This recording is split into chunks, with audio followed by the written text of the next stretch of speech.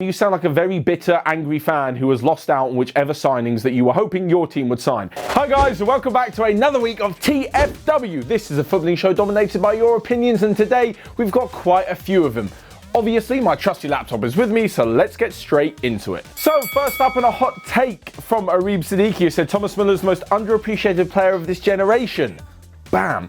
He's been performing at a world-class level for a decade, yet he never gets mentioned among the top players in the world because he's unfashionable and doesn't have the star quality, unlike the young talents of today. I always think with these ones, and don't get me wrong, a big fan of Thomas Muller, especially, this season is brilliant, and you're right, for the last decade he has been brilliant. But over such a large amount of time, if someone isn't rated or someone isn't put up there, it's probably for a reason. Like, imagine if, like you're saying, he was as good as some of the best players over the last decade, and every single football fan in the world, every media, journalism, player, coach, everyone just happened to miss out on the fact that he's actually one of the best in the world. Surely if no one has named him amongst the best, it's probably some truth to it. Don't get me wrong, over one season you can kind of miss it and say, oh, actually, he was pretty good this season. I just didn't really watch him enough, or didn't really put him in the correct bracket for, rating him overrated or underrated.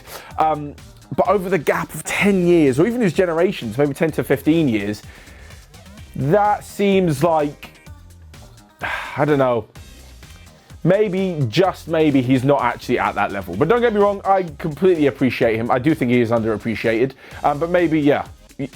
Aribi, you haven't exactly specified amongst the top players in the world. I'd say he is up there. Just maybe not the Messi Ronaldo level. Anyway, next up, Jerry said Van Dijk is top class but becomes overrated when mentioning him with the likes of Vidic, Terry and Rio. Obviously Rio Ferdinand. That doesn't quite make sense. You can't just become overrated when you mention him alongside someone else. Van Dijk is a quality defender. He's the best central defender in the world for me. I know you probably have lots of arguments. In terms of his quality and his ability as a footballer. Yes, Ramos and Varane have won way more. Personally, I think those two have had a better career than Van Dijk. This is the thing. Van Dijk is top class, but he hasn't done it consistently. And it's not all his fault. He played at Celtic, played at Southampton, moved to Liverpool when he was 27, I believe. It doesn't matter. If you win so many Champions Leagues or titles or whatever within the next few years, he still hasn't had the longevity the others have. Sergio Ramos has been doing this at Real Madrid since like 2005, I believe he signed from Sevilla. Maybe I'm wrong, maybe it's 2006. That's like 15 years. Like, top defenders are doing it at the top, and yeah, you're going to say, oh, that's unfair because Van Dijk doesn't have, that many years at the top. That's no one's fault, really. That's just the way it goes. If two players have done the same thing, but one player's done it for longer and one more,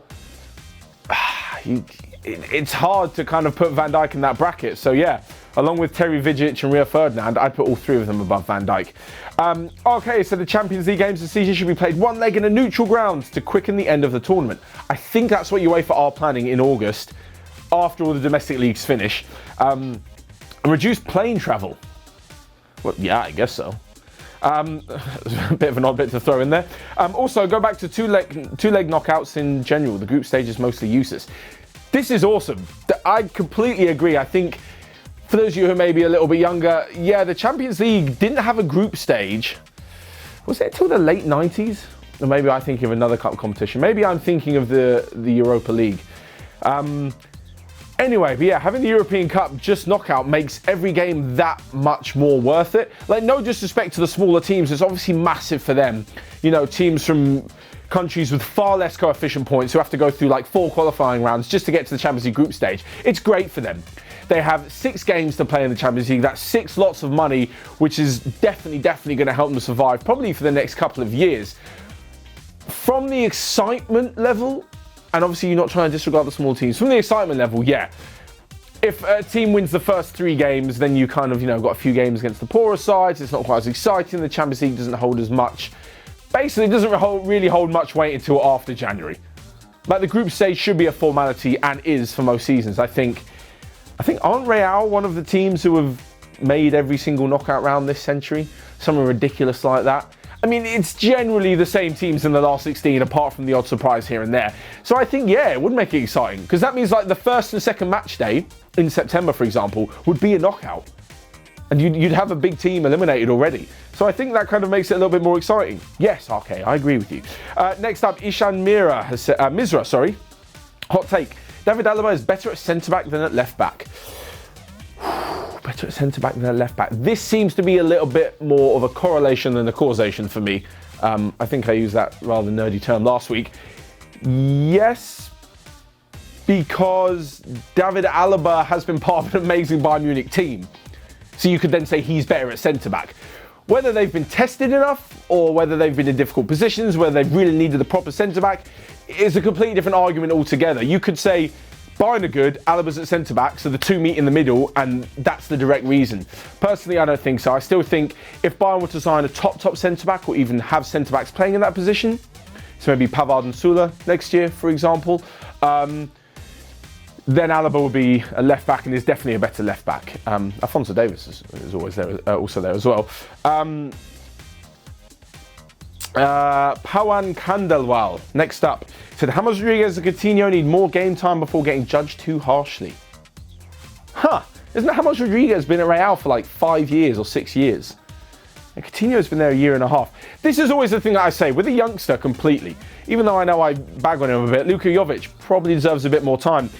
Coutinho and James have been brought in and now at the stage where they are 200 to 300k a week players, full internationals who have won so much in their career and are aged like 27, 28. What more time? You need to be performing now. How much longer do you want to wait? Like, how much longer are Barcelona going to wait for a return on the 130 million they spent? I'm not so sure. With youngsters, yes. With players like that, no way. Gilday Yarden has said Chelsea's business is overrated. Well, people have thrown that word around everywhere. Even with the likes of Chilwell, Werner and Ziyech, they won't be challenging for the next season like so many are claiming they will. My friend, Gilday Yarden, you sound like a very bitter, angry fan who has lost out on whichever signings that you were hoping your team would sign. How on earth could you possibly say that signing Ziyech, who's proved in the Champions League last few seasons to be an incredible player, right, for 30 odd million, whatever they signed him for, maybe it was less, maybe it was 25. Werner, again, proved himself to be phenomenal, around 50 million. Chilwell, if they get him, might pay a bit of money, but again, has proven himself to be a very good Premier League left back. Which team, after signing 3 brilliant players, would you then be like, they may have signed 3 brilliant players, but they're definitely shit. Definitely overrated and won't do anything.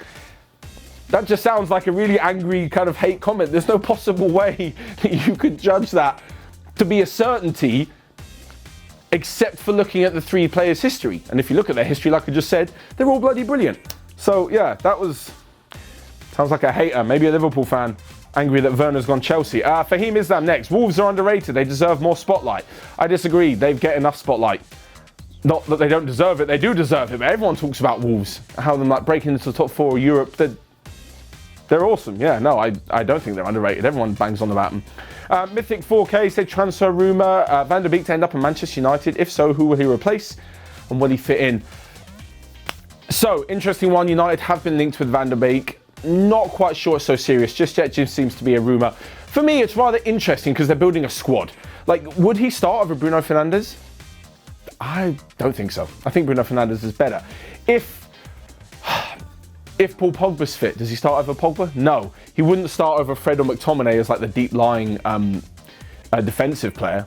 So he's really only got 2 positions to take over. It's the same thing with Jack Grealish if United signed him. They'd have a good squad unless they went super attacking. And even if then they had 1 defensive midfielder, 2 number 10s, it would still be, if they're all fit and ready, Pogba and Fernandes. So yeah, he could go, he would fit in, but he'd have to replace one of them, definitely be part of a bigger squad rather than going straight into the starting lineup. Kyrie HD has said, do you think slow players are slowly phased out of the game today? That's a very, very good point. So recently, I believe it was the Dortmund sporting director or the Dortmund head of the academy, Lars Ricken, I believe it was, who was talking about players that Dortmund players in the academy, they look for speed. It is so important for them. But I do think that speed comes in various varieties. Some players are better over shorter distance, in tight areas. Some are better, picking up speed and going on lung-busting runs for 30, 40, 60 yards, whatever. But it doesn't necessarily mean that slow players are phased out of the game because some have a brilliant speed of thought. Xavi is the perfect example. And yeah, you could say, Matt, there's only 1 or 2 Xavis. who mentally, if you're one step ahead, you can be faster than every other player on the pitch. You don't have to have blistering speed, you know, like Mbappe or Sancho. But I think overall, I would tend to say yes, ever so slightly they're being phased out, purely because football are becoming better athletes. Look at kind of the levels of fitness, the levels of diet, nutrition, the levels of performance these days are so much better than it was 20, 30, 40 years ago, because people are becoming fitter, athletes are doing better and doing more outside the pitch to become fitter and quicker. And I think you're seeing that with defenders as well, who've definitely taken on a new level of speed. So yeah, I think slow players would be phased out at a younger age if they weren't so quick. But slow players still have a chance to get in the game. They just need to, yeah, mentally be smarter. Right, last but not least, Aeon Tim has said, honest opinion, hottest opinion even. When the Prem comes back, Bruno Fernandes will have lost all of his momentum and won't be as good as players such as Jack Grealish, or I could be completely wrong and he keeps his form and proves me wrong. What's your take? Well, surely if Bruno Fernandes lost loads of momentum from being on a break, then everyone else did. It's not like Jack Grealish has been playing and Fernandes hasn't. No, it's kind of a clean slate for everybody. I mean, if one player has lost momentum, then they've all lost momentum. And if one player is still on top form because they were before the lockdown, then they're all still on top form. They've all had, what is it now? 3 months off? Dunno, 12 weeks or something. Time is moving weirdly. Anyway, no, I would think they'd all be at a similar level in terms of form and momentum. Anyway, that is all though. That is all from you guys for this week's TFW. Of course, every Sunday night in the YouTube community tab is where you can leave your comments.